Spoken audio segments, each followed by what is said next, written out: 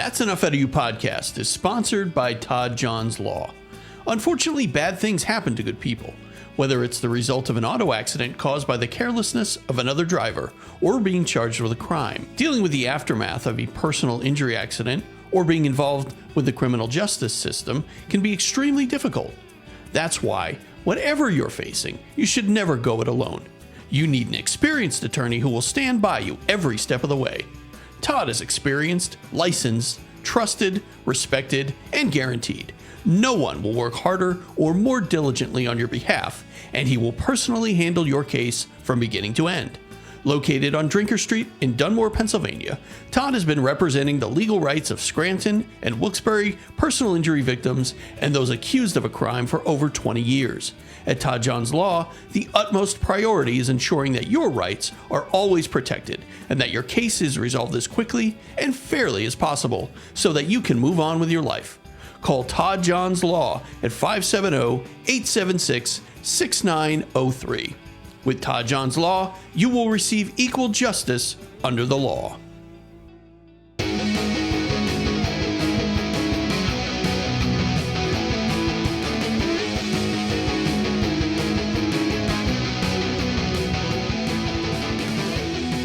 All right. Hello. Welcome to That's Enough Out of You. I am your main host, Bill Rader. And joining me, as always, is the other host of the program, Sean Kane. Sean, what's up? Billy Raids, how you doing there, main man? Doing good. Doing good. Main host, that is. You love that title, buddy. I know. I do. I have great title, pal. I have so little in life. I need something like that. All right. You're like Billy. You're like Kevin Nash over there, buddy. The big man, and I'm the medium-sized man over here, Scott Hall, buddy. Oh no, you're the big man. So what's going on today? What do we want to get into? What do we want to talk about? Well, before we get into our big topic here, Billy, because we got a big one today, pal. I just want to reach out to our listeners. If you love the podcast, you want us to continue.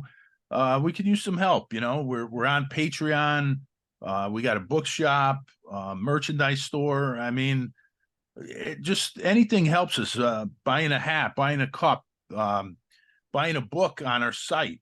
I mean, and that's got to be clear, Bill. You got to buy the book off our book club, right? For this to work. You can't go to Amazon or Bezos has enough money, Billy.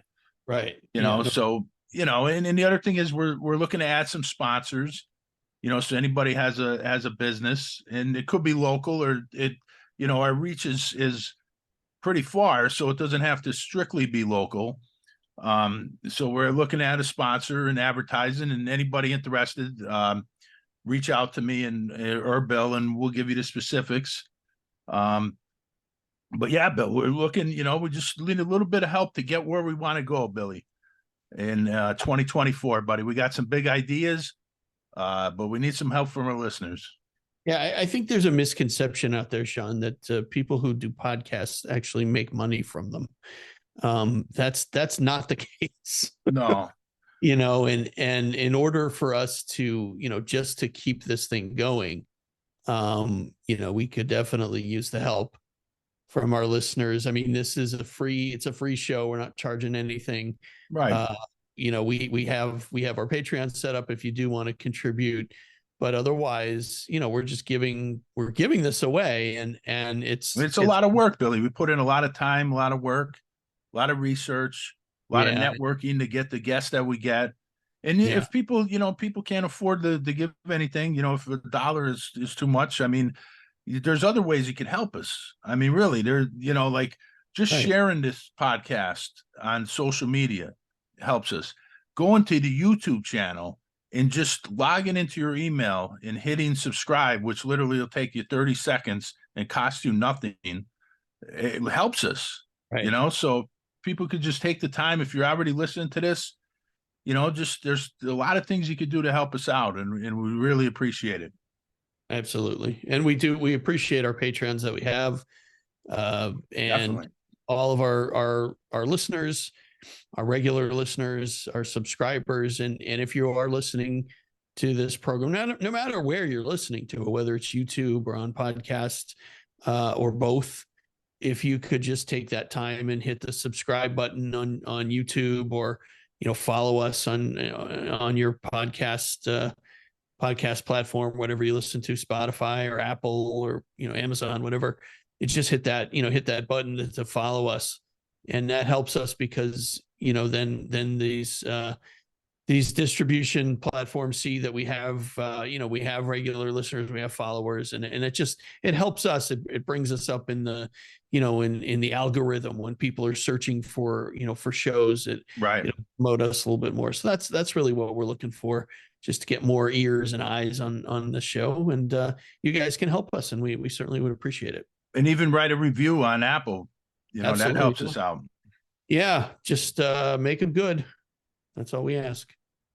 Well, we got a lot of good ones there, Billy. One bad one, and the rest are all good. That's on there. All right. So we have that going on. And as Sean said, you can sponsor us. We have on our official sponsor, which is Todd John's Law. We appreciate Todd. And, we do have some more sponsors, we think, that will be joining us pretty soon. So we're excited about that. So you'll be hearing more commercials, more ads on the show, but there are pay the bills, buddy. Well, that's exactly right. That's exactly right. Again, these things aren't, we're not making any money. We have to, we pay for our Zoom, we pay to distribute the podcast. Hosting site. Yeah. The cost, yep. And one last thing, Billy, anybody goes to our website, you can basically find everything on our website, all our social media links, the bookstore, Patreon, all back episodes on every application except YouTube. They're all on the website. So anything you want to find, you could go there on our website. John, anything else you want to talk about before we get into our topic? No, I'm good, buddy. How about you? All right, no, let's get going. All right. So tonight, Billy, we got a huge topic, buddy, and it's Whitey Bulger. Now, we talked about Whitey in the past, so somebody wants to, if you're looking for a backstory on Whitey and how he came to power, you could go back in one of our episodes that we did on the IRA, and we kind of tied in the Whitey Bulger's gang, the Winter Hill gang, and when we put out a whole history of that, so you could go back and find that episode. It's one of our earlier ones. But tonight, Billy, we're gonna do the topic's going to be on a lot of research that I've been doing. This is my own personal theory, Billy, but my theory is that Whitey Bulger was not an FBI informant. Whitey Bulger was protected by the FBI. There's no doubt about that. I mean, they literally helped him get away with murder. That's, there's FBI just sitting in jail that could, is the proof for that. Right. But when I go through the files and I look through all the, the informant files and everything, there's nothing that Whitey Bulger gave that would convict anybody. So a lot of red flags are raised when I'm going through these. And I'm thinking, why would they protect this guy for 30 years? And he's basically giving them nothing. And all the information's flowing from the FBI to Whitey, not the other way around. And the other person we're going to talk about tonight, Billy, because he ties into this, is Raymond Patriarca Sr.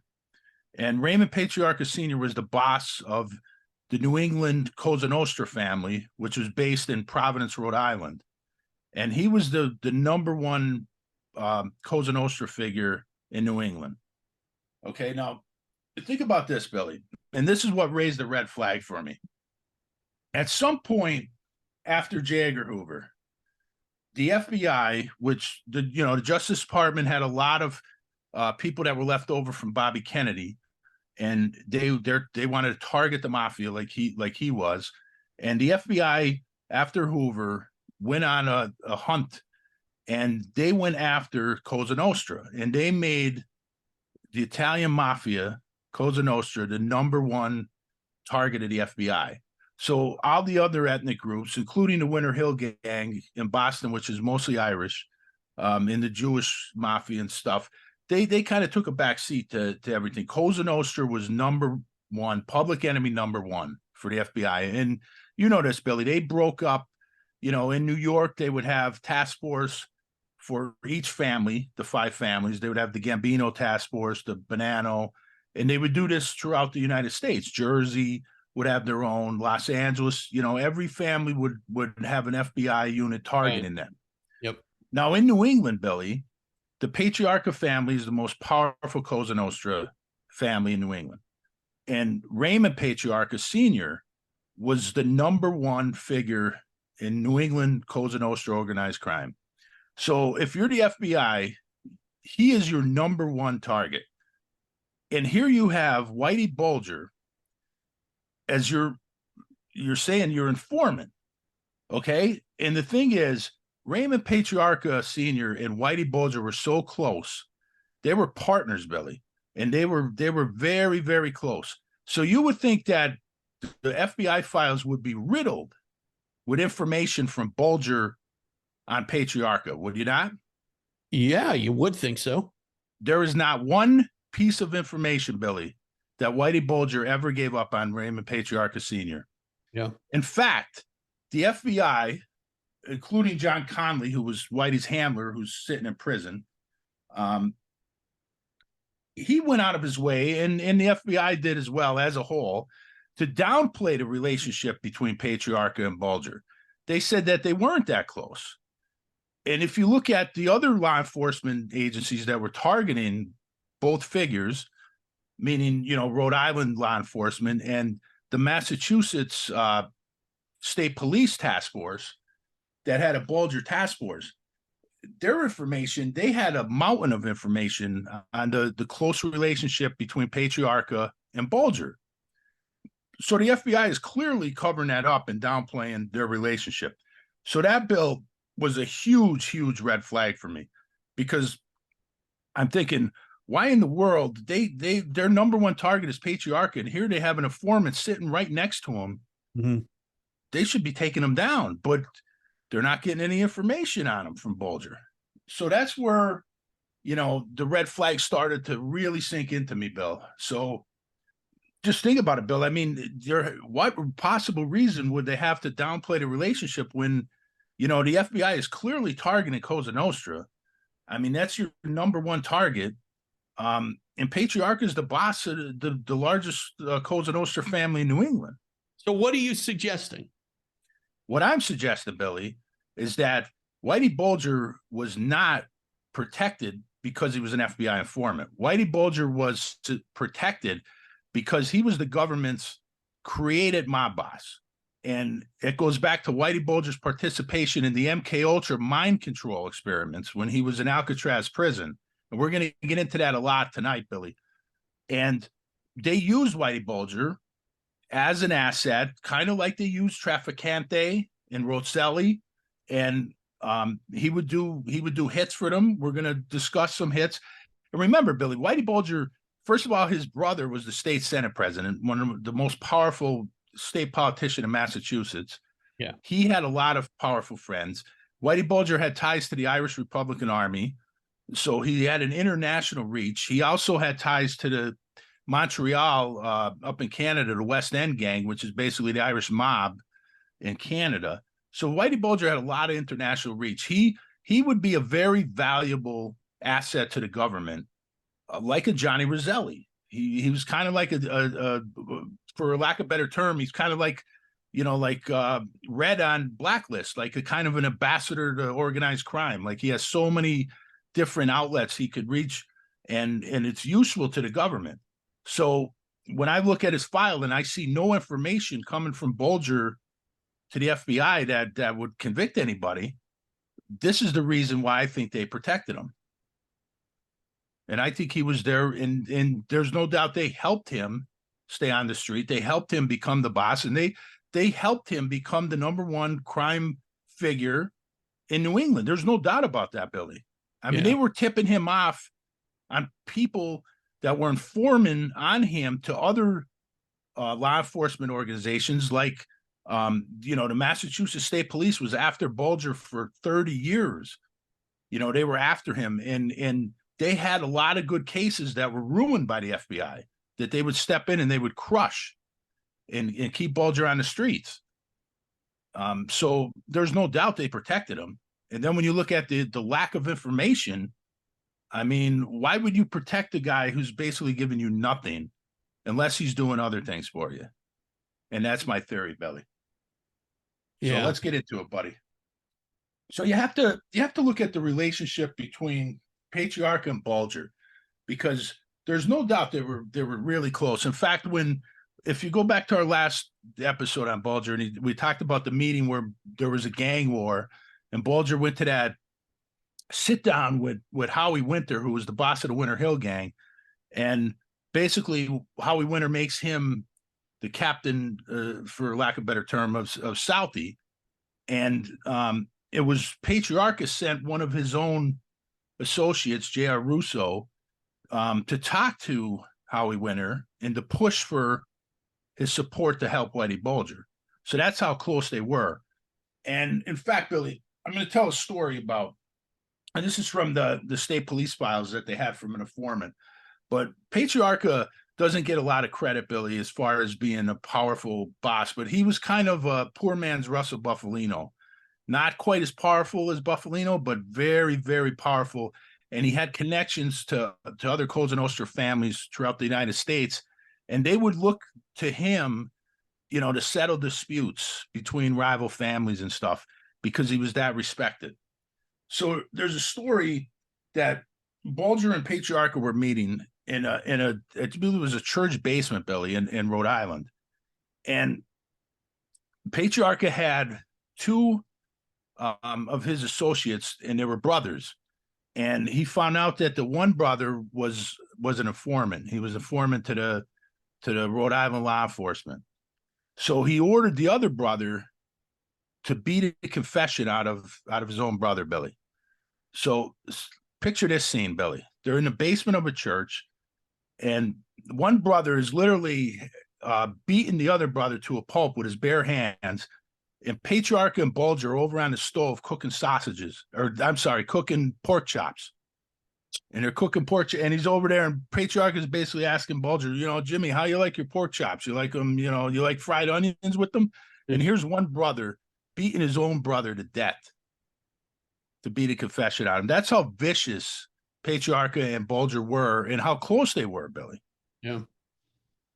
And there's another interesting thing from law enforcement that law enforcement labeled this called discipline randomness, which is how they said Bulger and Patriarca would meet each other, because they knew they were going to be photographed. They knew, even though Bulger knew the FBI was protecting him, he knew Massachusetts State Police was after him. He knew Rhode Island law enforcement was after both of them.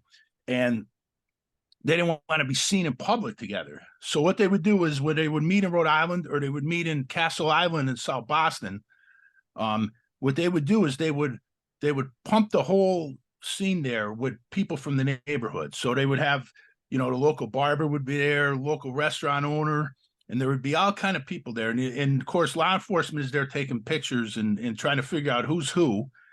And Bulger would be sitting on a park bench, and he'd be talking to somebody, and then he'd get up right in the middle of the conversation, move over, and he'd talk to somebody else that's sitting on another bench.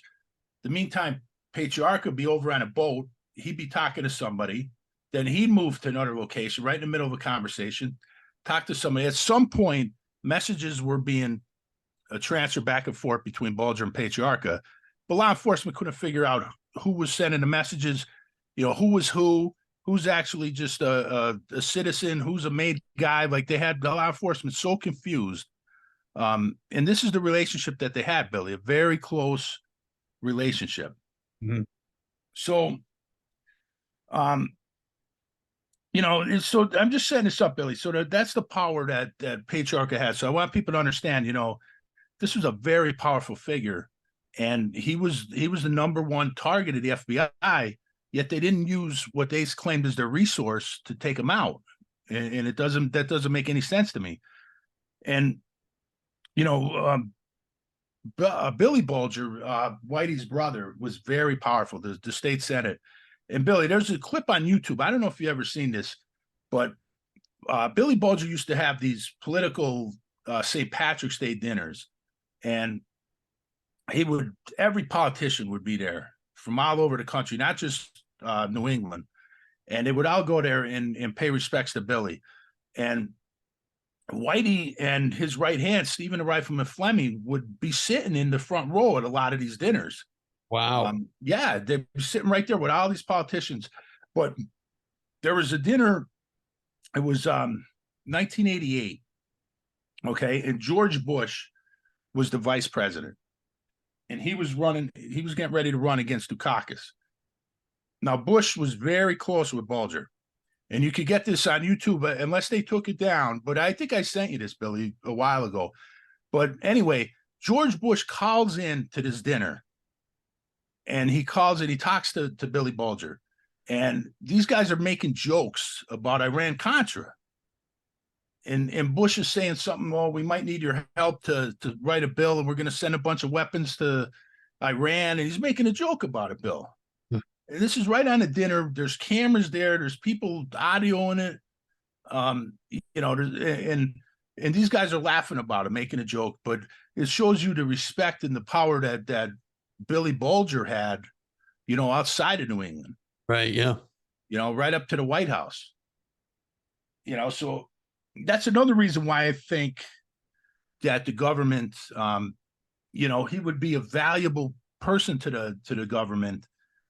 Because of his connections, his international connections, his connections with his brother.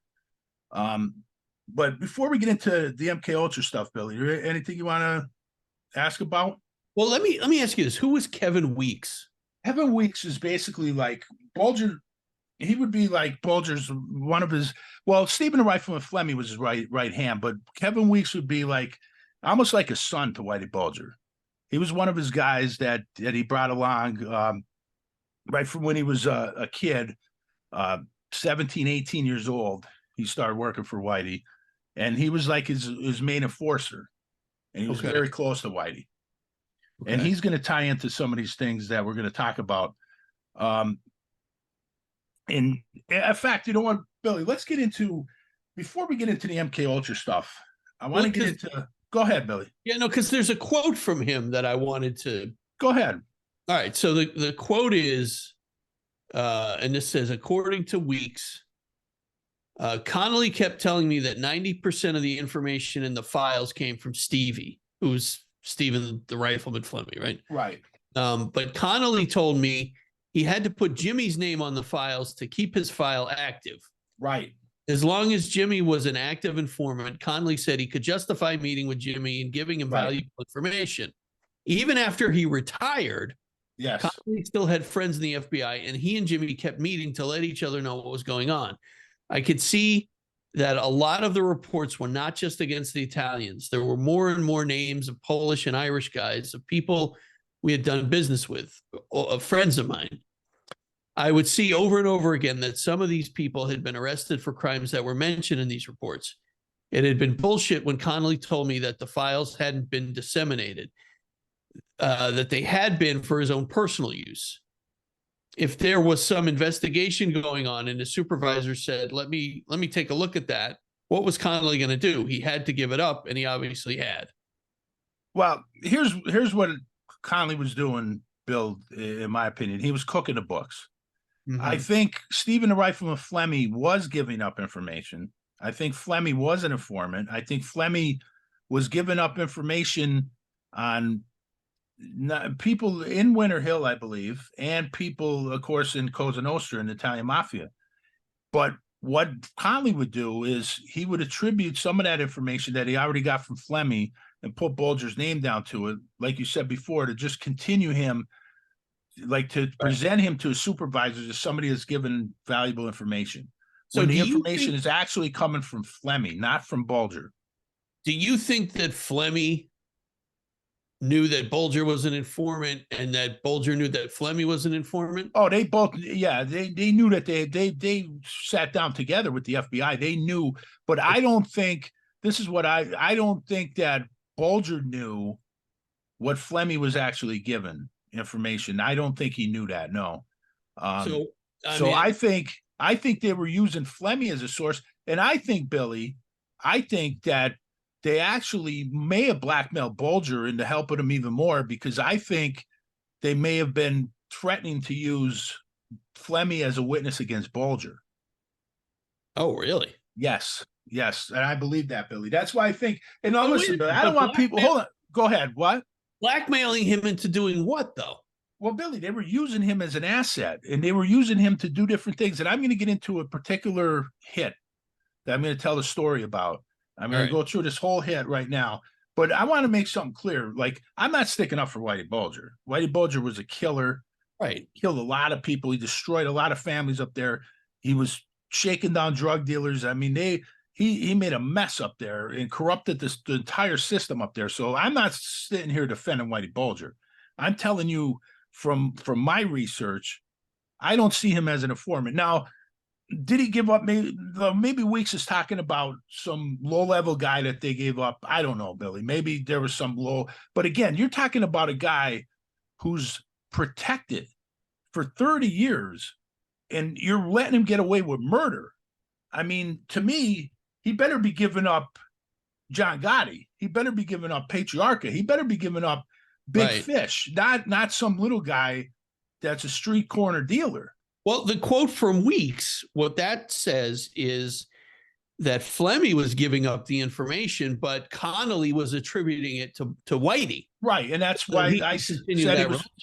No, you were right, and I think he was cooking the books. Like he would say, but the thing is, with Connolly, with his cooking the books, is he never took Flemmy's name off it. So if you really do the deep dive into the research, into the files, you'll see that, like, let's say Flemmy gave up a low-level street dealer.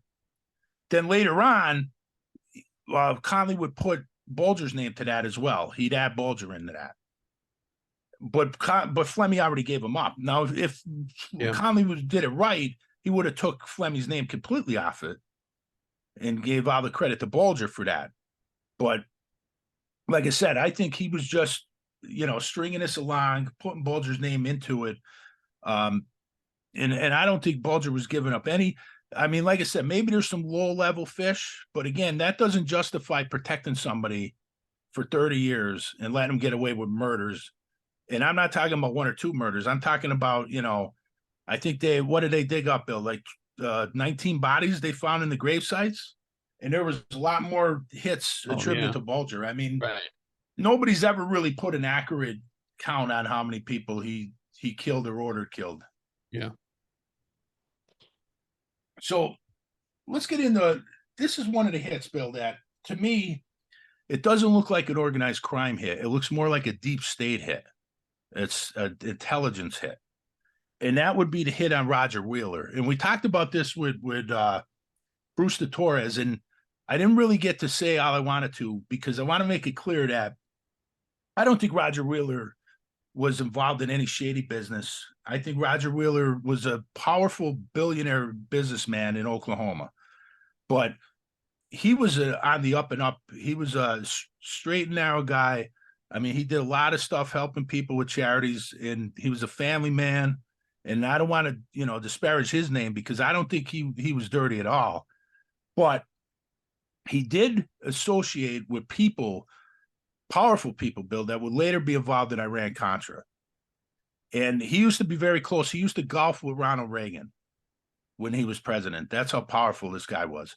Yeah. And he had bodyguards. His bodyguards, Bill, were a lot of ex-FBI agents, including a guy by the name of Rico, Paul Rico, I believe his name was. He was from Boston. And it's going to tie in. Wheeler was from Boston. Originally. No, Roger Wheeler was from Oklahoma. But he was born in Boston. Are you sure? That's according to Wikipedia. I don't know about that. I don't know if he was, I don't think he stayed there very long, Billy. Well, it said he graduated high school from Reading High School in Reading, Massachusetts. All right. Well, I know I wasn't aware of that but I know he lived in Oklahoma for a long time though. And that's where his power base was out there. But anyway, he was a powerful businessman, and he had a lot of powerful friends. And he owned this company called World Highlight, and it was like a legal gaming company. Okay, and They had a guy by the name of John Callahan, and he was an accountant from Boston, and he worked in their, he was one of their executives, and they were skimming money and kicking back to Winter Hill. So, there's no doubt that Bulger did have a tie to his company. But here's the interesting thing, Billy. So what happens is, at some point, Bulger orders the hit on Roger Wheeler. Okay. Now, he gives it to one of their soldiers, a guy by the name of Brian Halloran, the original contract. And then later on, Bulger thinks about it, and he has a conversation with Kevin Weeks, and this is important. And he says to Weeks, I'm going to call off the hit on Wheeler. I don't feel like Bulger was nervous about, exposing their operations going all the way to Oklahoma to do a hit. So he called off the hit. Then later on, after Wheeler gets murdered, Weeks talked about a conversation he had with Bulger after the fact. And he basically said to him, I thought we weren't going to whack this guy. And Bulger said something to the effect that I really didn't have a choice, which is a very interesting thing for Whitey Bulger to say, Billy, because this is the most power at this point, Billy. Patriarca is on his way to jail. The Italian mafia in New England is on its way out. They're really, they're hurting. Winter Hill, all the Bulger's competition is in jail. Whitey Bulger at this point is the most powerful organized crime figure in New England. There's no doubt about that. And yet he said he had no choice.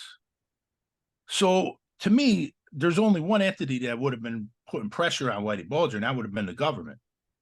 Because who else is going to be in the position to tell Bulger they have to take this guy out?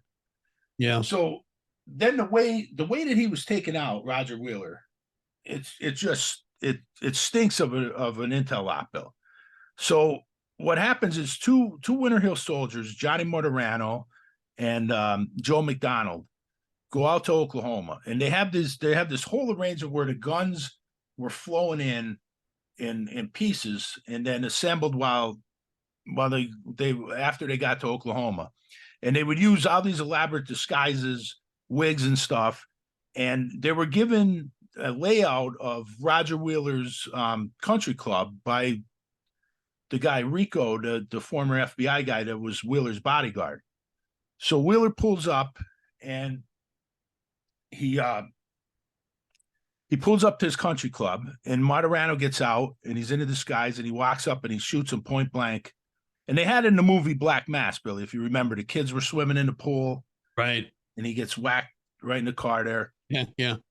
So what happens next is there's a local law enforcement detective by the name of Mike Huff in Oklahoma, and he gets on the case. And right away, he's seeing all these links leading back to Boston and back to Whitey Bulger. So he starts this investigation, and he was blocked. And this is his own words, Billy. He was blocked at every turn by the FBI. They destroyed his investigation. They blocked every avenue leading back to Boston. And so he keeps at it. He keeps investigating it. In the meantime, what happened is he finds out that Brian Halloran was offered this contract, because remember I said Whitey went to him first, the Winter Hill soldier. So they're trying to locate Halloran to find out. Now he's working with Massachusetts State Police, Billy, because they're not they know something stinks to high heaven in the FBI, and they're trying to track this down and help find out what the heck happened to Roger Wheeler. So they're trying to find Halloran. So they get him, they bring him in, and Halloran starts talking, Billy, and he starts telling them that basically Bulger, was ordering to hit on this, and then he called it off. So the next thing you know, and you could probably guess what happens, Billy, Halloran leaves, and he's coming out of a bar that night in Boston, and he gets gunned down with a machine gun. 3 guys gun him down, and that was in the movie Black Mass too. Right. So now the investigation, is on a high wire here. So the other missing link that they go to is this guy John Callahan, okay, who's the accountant that was the executive that was tied to Wheeler. So they try to track Callahan down and try to bring him in, and they find out that he was last seen in Miami. So they reach out to Miami law enforcement, and the FBI down there is blocking them at every level. So they're trying to go around the FBI, and they're trying to deal with local law enforcement in Miami. Okay. And what happens is they didn't get there in time because Bulger was informed where Callahan was. He sent Johnny Martirano down there, and Martirano shoots Callahan and leaves him in the back of a trunk. So you see what happens here is you had a solid investigation by this really good detective Wheeler. He's working with other law enforcement agencies in different states, working together, and the FBI is squashing their investigation at every turn. And Bulger is one step ahead of them. And how do you think that is? It's because we know now, because Conley's sitting in jail because of it. Conley's giving him the information and telling him he's keeping him one step ahead of the investigation. Right. So that's just one hit, Billy, that to me looks like more than, and then you find out that Wheeler could have possibly been a possible whistleblower because of what he knew from people that were involved in Iran-Contra. And that's an angle that you have to look down. And you have to look at that as a possibility because, again, Bulger didn't want to do this hit, but he ended up doing it anyway. And you see other hits. There was a couple women that were whacked. There was a couple hits that were done in Canada. There's other stuff that was done, with the IRA, and it just looks like, to me, Bulger's doing things a little bit outside of the realm of just strictly organized crime. You know what I'm saying? Right. So, but eventually, Bulger was charged with Wheeler's murder. He was. Well, Bill, there's no doubt. I'm not saying Whitey Bulger didn't order the hit. There's no doubt. I mean, I have no doubt Whitey Bulger ordered the hit. Right. I have no doubt. I mean, his guys, Johnny Martirano, I believe he confessed to pulling the trigger. And Joe McDonald was the driver. Yeah. He was driving the getaway car. So there's no doubt that those two guys work for Bulger. I mean, he ordered him to do it. I'm not saying that. There's no doubt about that. Right. So let me ask you this: when was Connolly? When was the jig up with him? Like, when did they start investigating him? He retired in the 90s. He retired. Bulger, the first time Bulger went on a lam was 95. Mm-hmm. And he retired. Connolly retired about 91, maybe somewhere around there. But like you mentioned earlier, he was still giving information to Bulger. Right. But it wasn't until it was the 2000s, Billy. Yeah. That they found, after they found the bodies, they dug up the two grave sites up in Boston, and they found all these bodies, and they were tied to hits that Bulger, some he did himself, some he ordered. And then it was shortly after that a guy by the name of Fred Weishak took over as the attorney up there, the prosecutor. And he looked around when he got there, Bill, because he came from New York. And he was attacking organized crime figures in New York. And then when he came to Boston, he's looking around and he said, the only organized crime here is Whitey Bulger. I mean, he's the only game in town and nobody's going after him. So Weishak went after him. And he went after Conley and them. Yeah. And the FBI agents, Morris and the ones that were protecting Bulger. And Bulger also had guys in the state police on his payroll. He had guys in the Boston PD on his payroll. I mean, Bulger was everywhere. He ran that town, Billy. So, well, the reason I'm asking, Sean, is because Bulger wasn't charged until 2001 with Wheeler's murder. So 20 years after the fact. Oh, so yeah. Well, Bill, what was he originally? Well, he wasn't charged, Bill, until, because a lot of those charges came after they dug up the bodies. Now, Wheeler, I don't know. Like I said, Bill, I don't know. The FBI tried to squash any investigation. So why it took them so long, because he was originally charged in 95, correct? No. Well, he went on the lam in 95. What was that? That was racketeering charge. Yeah, that wasn't this. That wasn't this. See, I think, I mean, correct me if I'm wrong, but Connolly was probably blocking the investigation all that time. Well, right? yeah, I mean, there's no doubt he was, and he was keeping Bulger one step ahead. But I mean, Mike Huff, the detective, talks about this.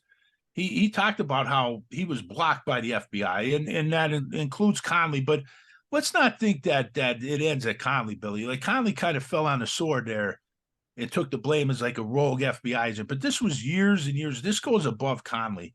Yeah. Because you're talking about 30 years protection for a mass murder, Billy. Mm-hmm. So there's no doubt Conley was blocking that investigation. There's no doubt about that. Yeah, yeah. But it wasn't just him at the FBI. And the thing is, they wasted so many, tax dollars and so many good hard work by these detectives that were really working, interagencies and working really good investigations together. You talk about a detective in Oklahoma working with the Massachusetts State Police. That's a really impressive thing, Billy, that they're working together. And then they get together with Miami law enforcement, and you get all these, departments from different states working together. That's pretty impressive, because you know how egos could get in the way, and it's hard to.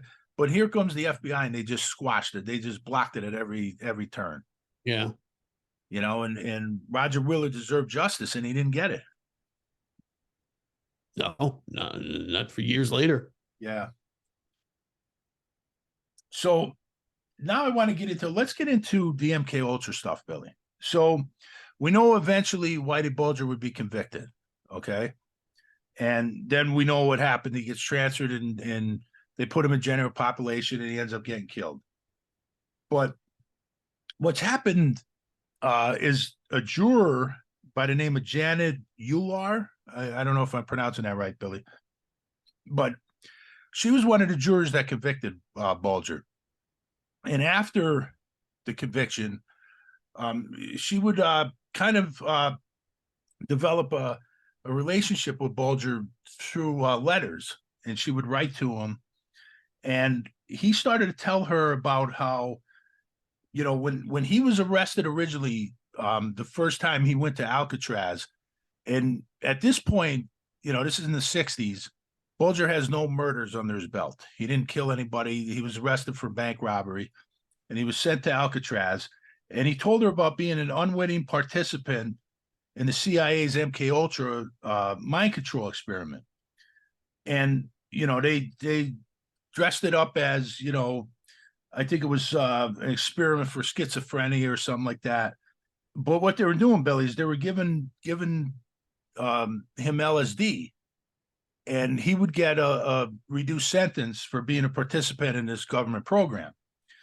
So anyway, Bulger starts talking to this juror and starts telling her about, what this MKUltra experiment did to him when he was in Alcatraz. And he would develop massive, massive headaches that he suffered from the rest of his life. And he said the headaches were so bad, sometimes they would knock him right down, like he'd have to lay down. They were so massive. And then he said, the government doctors would come in to see him, and they would give him books, Billy, on Machiavelli and Sun Tzu, the art of war. And, like, why would you give that to a guy like Bulger? Right. Stuff that's going to you're creating a mob boss. Yeah. And anyway, the juror says that after hearing all these stories about Bulger and how he would have these hallucinations the rest of his life, and he would have these very violent dreams about killing people, she said that she regrets that she convicted him. And none of this was brought out at his trial, Billy, by his lawyers, and they knew about it. So again, do we see another situation there like we saw with Sirhan, where who are these lawyers really working for? Because why would you not at least try to bring this out at trial? Right. And anyway, she says that, he goes on and he tells her all this stuff that the hallucinations, they were so bad that Bulger he told her that he never got a good night's sleep. Like he could never get a 7-8 hour sleep. He could only sleep like an hour, 2 hours at a time. And then he'd wake up and he'd either have a massive headache or he had like a very violent dream. And, he talked to her about the doctors, Bill. When they would come in, they would ask her questions. They would ask Bulger questions like, have you ever killed anybody? Have you ever talked about killing anybody? Have you ever thought about killing anybody? Like, why would you ask a guy like that? Like, what are the government doctors doing here? Like, what are they trying to do here by giving this guy LSD, giving him, like, again, this is the MKUltra mind control. We talked about this with Lisa Peace, Bill. So we know what happens when Bulger gets out. This guy who, he was a common criminal, kind of like Manson, right? But he wasn't this, all-powerful mob boss that went on a mass murder spree. That didn't happen until he got out of Alcatraz. Yeah. And he goes back to Boston, where he becomes protected by the FBI. And he goes on his, and while he's in prison, they're giving him books, Sun Tzu and stuff where he could plot on, splitting your enemies, taking over organized crime in New England when he gets out. And this is what we know happened because he ended up taking over organized crime in New England.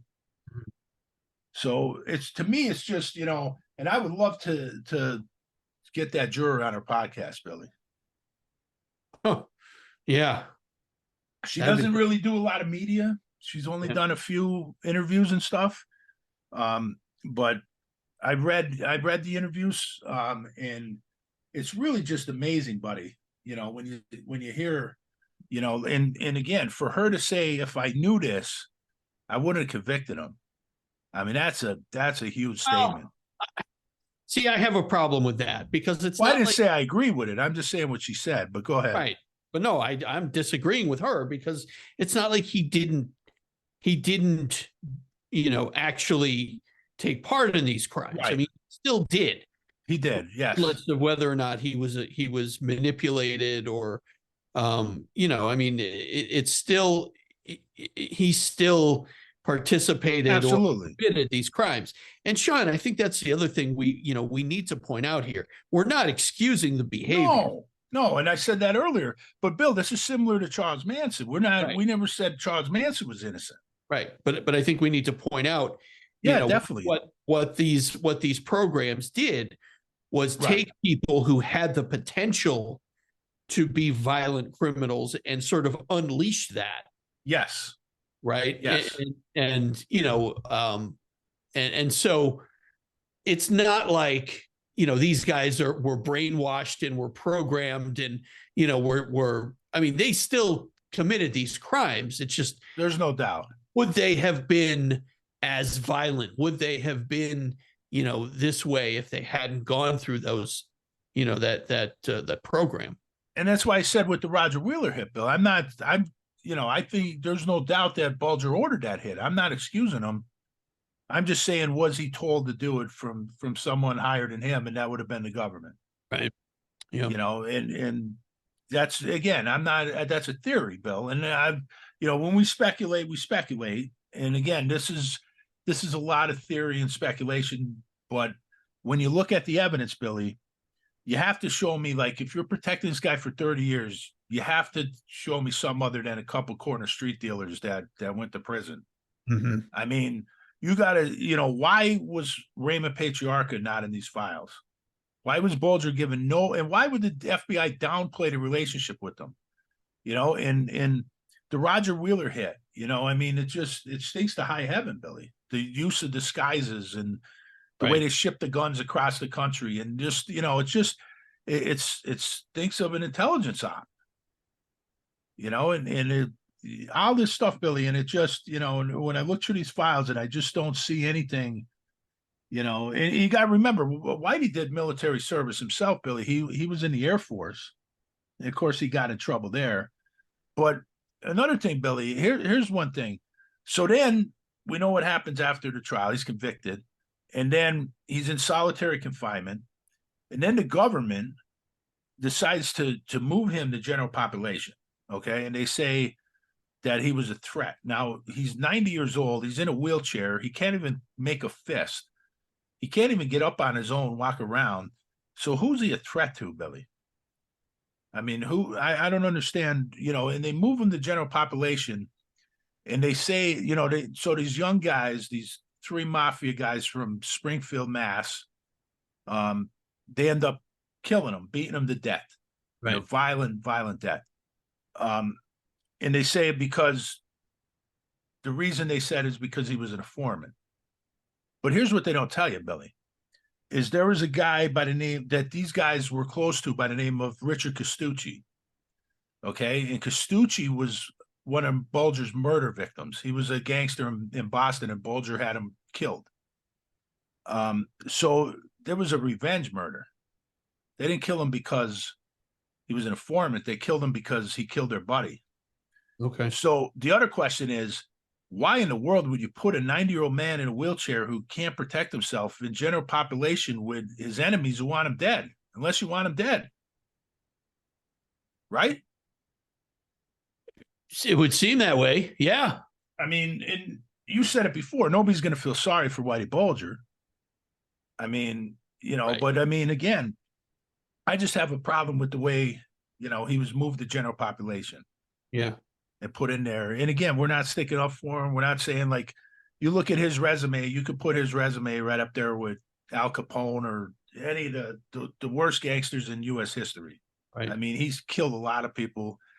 He's destroyed a lot of lives, a lot of families. There's no doubt about that. Nobody's sticking up for him. Right. But what I'm saying is the government story, once again, just doesn't add up. Just doesn't add up. Yeah. If this guy was this unbelievable informant that gave up so much, I mean, compare him, Billy, to Sammy Gravano. What Sammy Gravano gave up compared to Whitey Bulger. Right. Because I can't just give me one name, a big name that's sitting in jail because of Whitey Bulger. Right. Well, there's none. Right. And Gravano essentially took down the entire Gambino family. Yeah. So, I mean, I just don't get it, Billy. And I don't, and then when I heard this juror talk and she talked about, and we talked to Lisa Pease about MKUltra. We know how brutal that was. Right. And, and they were doing this in prisons. Go ahead. And don't forget, as Lisa said, there's more than one mind control. It's not just there is, yes.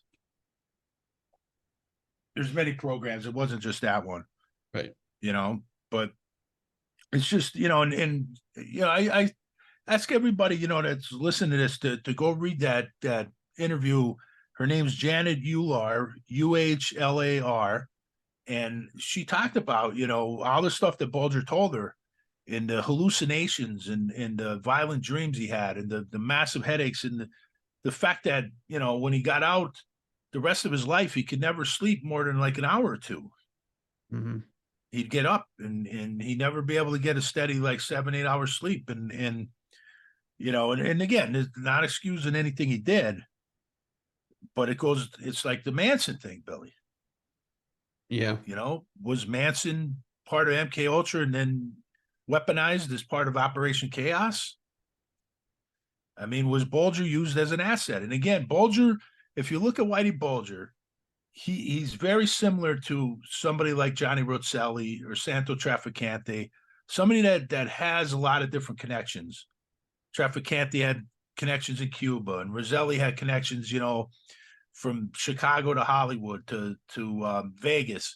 I mean, guys like that are useful to the government, to intelligence agencies, whether it's the FBI or the CIA. Sure. So I think there's a lot to that, Billy, and the Patriarca thing is a big red flag for me. Big red flag, because, you read these files and they downplay the relationship. The FBI downplays the relationship between Patriarca and Bulger. And when you read the other law enforcement files, you see that it's the opposite, that they were extremely close. Mm-hmm. And they were partners on a lot of different things. And why in the world would that not be useful to the FBI if your number one goal is to use this guy as a foreman to take down public enemy number one, which is Cosa Nostra? and here your number one target, you have an informant sitting right next to him, and you don't use them. I mean, come on, Billy. No, it doesn't make sense at all. But clearly, the relationship with Connolly was not, it was not two-way. No, it wasn't. He was providing Whitey with information, and it wasn't happening the other way around. So no, and clearly, this is why Connolly's in prison. I mean, he was telling Bulger, the people, naming the people that were informing on Bulger to other law enforcement agencies. Right. And those people would end up dead.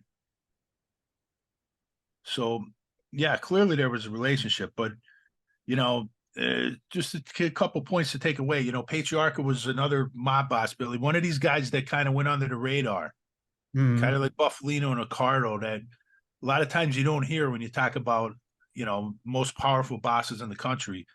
But he was extremely powerful, and he ran Providence, Rhode Island. Billy, I don't know if you were ever in Providence. Were you ever in Providence? I don't believe so. No. The Federal Hill section of Providence, great Italian food up there. But he ran that neighborhood, Billy. Yeah. And he was so powerful there, and he was the number one Cosa Nostra figure in New England. There's no doubt about that for years. I love that line from The Departed when Nicholson says, they just don't stop having the mafia in Providence. Yeah. That's such a great movie. It really is a great movie. Yeah. And that's not, that's loosely based on Bulger. Yeah. Yeah. Yeah. But it's still a great movie. Yeah. But another interesting thing about Patriarca, Billy, is there's been people that, different authors and stuff that linked him to the Castro hits. That his name and Buffalino's name have been linked to the Castro hits along with Rosselli, Giancana, Trafficante. But the thing is, they also did that with Carlos Marcello. And I've never seen, in the files that I read, I've never seen anybody's name except for Rosselli, Trafficante, and Giancana. But I just want to say that it is out there that Patriarca was linked to those. And the one thing is, Patriarca did have a vested interest in the casinos in Havana. So he did have money on the streets in Cuba there. Seems like all the Cosa Nostra guys did. Well, most of the bosses did. Yeah. Most of the bosses, the 26 families, most of them had, a lot of money on there. And then, they had a reason to get Castro out of there. But that's just a lot of interesting things, Billy. And again, this is a theory that I put out there, and people could believe what they want, because we just had a question the other day, Bill, on our question episode about this. When I mentioned this on Bruce Notorious' show, I got some pushback on it. Again, the question, the person that said that, Bulger had informed on the mafia ceremony, the initiation ceremony, that's not true. That's not true. He didn't give up that information. So there's a lot of garbage out there. And again, that goes to the media. The media spread a lot of this stuff, Billy. And I've heard a lot of, media people, they say Whitey Bulger's one of the biggest rats and this and that, and say this stuff. Well, who did he inform on? I mean, just tell me who he informed on, and don't tell me a couple low-level street dealers. Mm-hmm. What big fish did he inform on? Because if you're protecting a guy for 30 years and he's committing a mountain of murders, you better be giving up somebody pretty big, Billy. Mm-hmm. And he didn't give up anybody big. Yeah. So, and then we told the whole story in the other episode about him being a fugitive and his capture and everything, right? Yeah. We talked about that. So if you want to listen to that, I can't remember when we had that episode, but we had a couple episodes on Whitey, Billy. We talked about him, and he's definitely an interesting figure. And I said it before. I think him Al Capone and John Gotti are the three biggest figures in organized crime and, in U.S. history. I mean, there's certainly other guys you could put in there, but Right. I think those are the three most prominent names. And it's just, I would agree. I would agree. Hard to, I mean, publicly anyway, it's hard to think of any names that are more prominent than those guys. And two of the three, Capone and Gotti, weren't really boss very long. No, they weren't. That's the difference between them. Yeah. Gotti was only boss like 5-6 years. Capone was only boss like 7, maybe 8 at the most. And Bulger, was boss for 30 years. And why was he boss longer than them other guys, Billy? Because he had a huge gorilla protecting him. Yeah. And that's the FBI. Right. Because as smart as Bulger was and as cunning as he was, with all the law enforcement agencies that were after him, and believe me, everybody not named the FBI was after Whitey Bulger. He wouldn't have been on the street very long if the FBI didn't protect him. Right. Because those guys in the Massachusetts State Police, they do a hell of a job. And those guys, you listen to some of their stories. There's a guy, Foley was one of them. And one of the guys was an advisor for the departed, Billy. I think it was Foley. It might have been Foley. But those guys were after him, and they did a great. There's some unbelievable investigations that they had, and they had Bulger dead to rights a lot of times, and the FBI stepped in to help him. And Mike Hoff too in Oklahoma, he's a tremendous detective, and he had a great investigation on Bulger. In Rhode Island, in law enforcement, they had a lot of links between Patriarca and Bulger, and the FBI just stepped in and squashed it. Yeah. So he wouldn't have been on the streets very long if the FBI didn't protect him, because there's too many law enforcement agencies that realize this guy is bad news and we got to get him off the streets.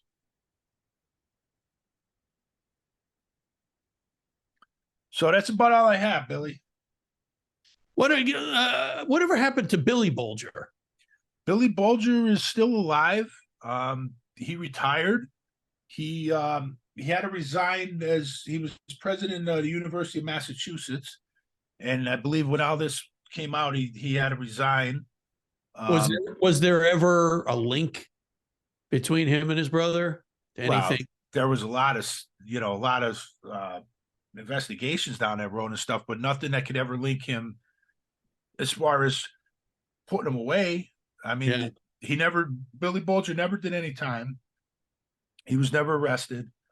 There was, of course, a lot of rumors and, that he was linked to his brother. And there was a lot of law enforcement officials that felt that he was helping Whitey when he was a fugitive. Right. And I mean, do you think he had influence in the FBI? I think he had influence everywhere, Billy. He had definitely influence in the FBI because he was the mentor to John Conley. Oh, well, there you go. They went they grew up, they all grew up together, Billy. So Billy Bulger, Whitey, and John Conley grew up in the same housing projects in Boston. And, Whitey protected Conley when he was a kid, and bullies were picking on him in a playground, and Whitey came out of nowhere and fought them off. And it's like a legendary story. But the closer relationship was really between Conley and Billy. Billy's the one that took Conley under his wing, made sure he went to college. I believe he went to Boston College, and encouraged him to go into the FBI. So the relationship was really strong between those two, and that's the reason why, a relationship developed between Conley and Bulger, Whitey. It was because of Billy. It was true, Billy. Mm-hmm. But yeah, there's no doubt. Billy, like I said, he had George Bush his ear, Billy. Powerful. Yeah. I mean, he had powerful, and he was a very powerful. He was state senate president, Billy, for years. Right. Yeah. And so the word on the street was up there is, Billy runs the politics and Whitey runs the streets. Mm. And that's the way, they had a lot of influence over everything. Yeah. So again, if you're, a government agency, Whitey's extremely valuable because he has that tie to his brother. Right. Oh, a lot of corruption. Well, I think it's the worst scandal in FBI history, Billy. Yeah. When you think about it. I mean, and again, you have to ask yourself, Billy, did it really stop at John Conley? Does anybody sit here and actually think that all of this corruption for 30 years stopped at John Conley? Like nobody in the FBI seen any funny business going on with Conley for all these years. Right. And they just let it happen. Like I find that very hard to believe, Billy. Very hard to believe. Well, tell you what, this is it's fascinating, and no wonder there's been so many movies and books and documentaries about Whitey and this whole situation. And you have to ask yourself a question at the end, Billy. Whitey's talking to his juror, right? Mm-hmm. He's telling his juror about MKUltra. He's telling him about different things. Was somebody worried about Whitey telling them that the relationship with the FBI went above John Conley? And this is why he was transferred to general population. You got to go down that road and ask that question. You never know, right? It's a legitimate question. Sure. Yep. So, yeah, anytime you talk about Whitey Bulger, he's a fascinating character, but there's no doubt that, he's an evil guy. There's no doubt about that. All right, Sean. Well, anything else before we wrap up? No, I think we covered everything I wanted to, I just asked our listeners to go out there, read about the juror, and find out some of this other stuff and just do your own research and see, give me some feedback, what you think of the theory. I know there's going to be a lot of pushback because I know, and it goes to like a lot of other stuff we do, Billy, when it's pounded in your head in the media, this guy's an informant. It's the same thing. Oswald is guilty, right. And it's like it's hard to get people to change their mind, but I'm just giving you the evidence. Yeah. I'm just saying, you explain to me why they protected this guy, because I'm telling you what he gave them is garbage. Doesn't justify protecting a guy for 30 years with the amount of nonsense that he gave them. Yeah. So there has to be another reason. They didn't do it because he's a nice guy. We're going to help this guy. He seems like a good guy. Definitely not. All right, Sean. Well, this was a great episode. Buddy. Good research. Well done. And all right, so we will we'll see everybody, or we'll I don't know. We're not going to see you, but you can hear us again next week. Maybe someday we'll. Maybe at some point. But make sure you rate, review, like, subscribe, all that stuff, all that fun stuff that's going to help us. And we appreciate it. We appreciate all of your support, and keep it coming, because we want to keep this podcast going as long as we can. Yeah, and if you're in a position to help us, anything Patreon, you can do all that stuff. Yep. All right, Sean. Yep. That's enough of you. All right, Billy. All right. Good night. Good night, everybody.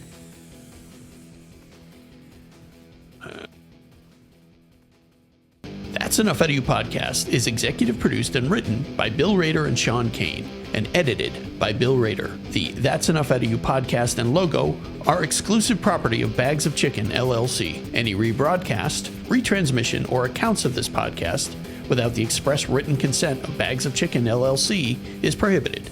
So don't even try it.